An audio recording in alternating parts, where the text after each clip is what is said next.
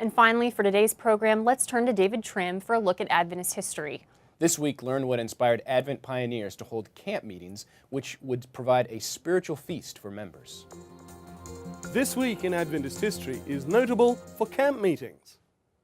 September 1st and 2nd, 1868 were the first 2 days of the first ever official Seventh-day Adventist camp meeting, and it continued through September 7, held at Wright, Michigan. Seventh-day Adventists inherited the idea of camp meeting from their Baptist forebears. James White was a strong proponent of camp meetings, which would, he wrote, provide a spiritual feast for those attending.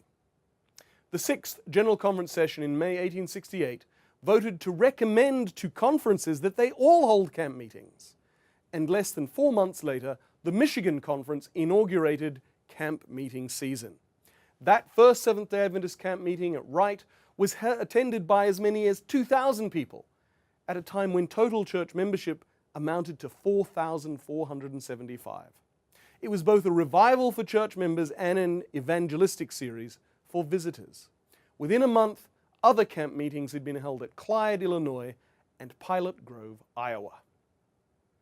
18 years later, on September 1st, 1886, a camp meeting was held in Seattle, in what was then the U.S. territory of Washington, today Washington State.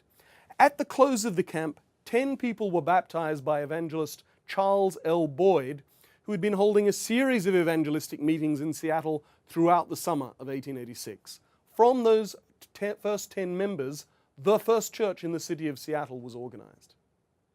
And for much of this week and beyond, on August 29 to September 8 in 1912, in the days when the United States legally was racially segregated, the black members of the Central Union Conference met at Lawrence, Kansas, the first African American camp meeting for that constituency.